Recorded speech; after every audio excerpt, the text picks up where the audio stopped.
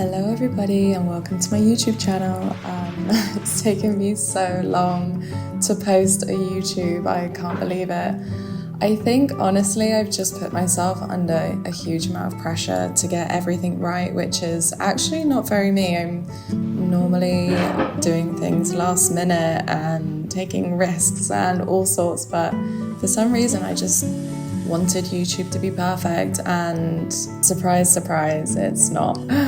I have come a long way in terms of my life and my career, and things are changing all the time at the moment.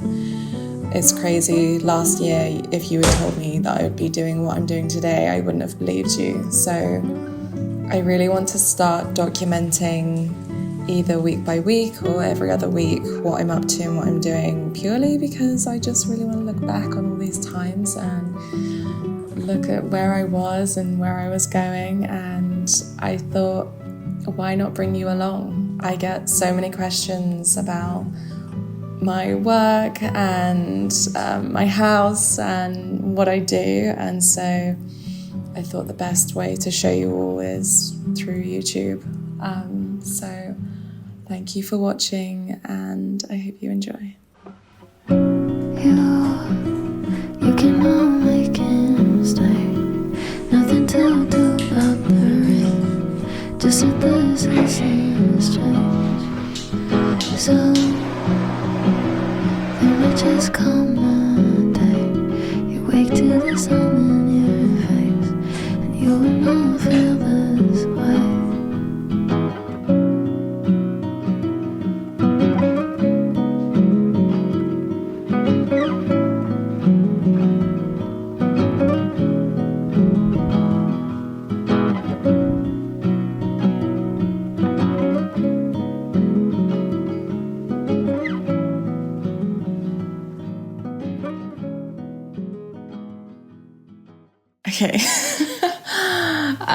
Okay, so I'm just going to answer some questions that I get a lot of, which is, where do I live? Why do I live here? Why am I so happy with being kind of in the middle of nowhere? I did really want to move to London, and I think it's because I was bored. I grew up in this town. I've moved away twice. I used to work and / live in Ibiza for a bit on retreats, which I absolutely loved, and I would always go back to Ibiza, the quiet side, not the party side. I literally worked there for on and off 3.5 years, and I never went to a super club. I was working on a retreat, so we were like hiking and doing yoga and eating plant-based food. So it really wasn't the lifestyle that everyone thinks of when they hear Ibiza. I literally have never been to a super club. I'm not the kind of person that you would see crawling back at 5 a.m. to a hostel. I just couldn't think of anything worse, if I'm honest. But I really do think that island is like one of the most beautiful islands I've ever been to. And the people who end up living there and having families there, like the most gorgeous people I've met. And I always kind of imagine myself doing that. So why am I here and not there or not in London is purely because I just realized I needed the space, in terms of the space for my own head just to like think and breathe and focus. And I really do think that when you're by yourself and you can get through a lot in your head. I think people see my page and they're like, oh my God, she's living this peaceful life and she just has this kind of like calm nature where nothing bad has probably ever happened to her. And I would love to say that is true, but it's not. I've definitely had some hardships which have made me, for a majority of my life, make me feel like I'm in fight or flight mode. And I think right now I'm just enjoying not being in fight or flight. I've had to do a lot of work on like calming myself, focusing myself, figuring out what I wanted, where I wanted to be, who I wanted to be with, what kind of friends I wanted around me. And yeah, you kind of have to strip away lots of parts of you.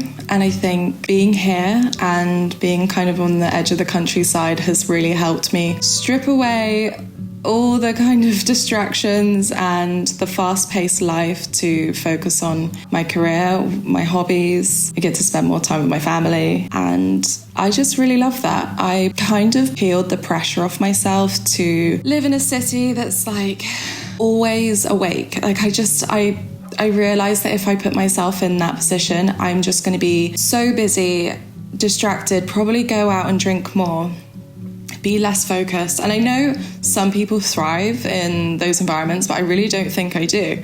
I think, honestly, being alone and by myself just makes my brain quiet and I can really focus. If you are in my sunroom, then you'll know I talk a lot about like ADHD and how I'm undiagnosed, but I definitely have it. I know that flies around a lot at the moment. People just kind of say all the time, oh, it's my ADHD and whatever, but I really do just know that I have it. And unfortunately, the waiting list to find out if you do, it's a long time in the UK.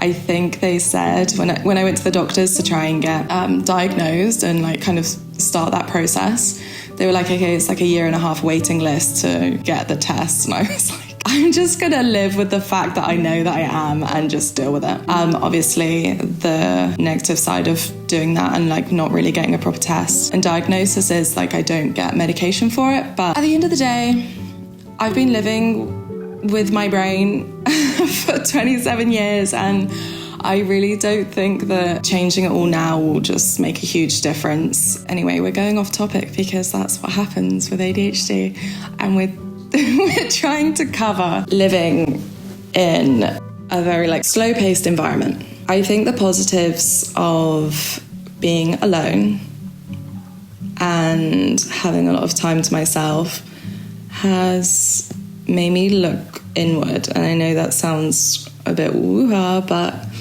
it has, and it kind of strips your ego away. I see people on social media meeting up, going for drinks every Friday night in London, and sometimes I do get FOMO, but then a lot of the times I'm just like, and then what? I'd go out and spend money and have a hangover with people that maybe actually aren't my best friends, and I have a very small circle of best friends, and actually a lot of them live in different countries. So I was like, what do I really want? And like, how can I be content with my decision to just love where I am?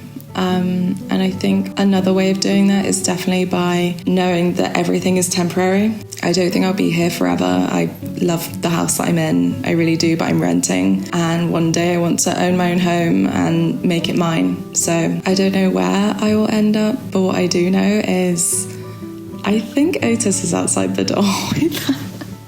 2 seconds. Oh my God, I just spilled coffee on my nice Moroccan rug. Okay, let's just ignore that. Otis, you outside? You out there, darling? You coming in? Oh, hi. Are you coming in? Come on then, darling. Hello. Hello. Hi. Hi. Oh, you are just a good boy. Yes, you are. You good boy? What are you doing?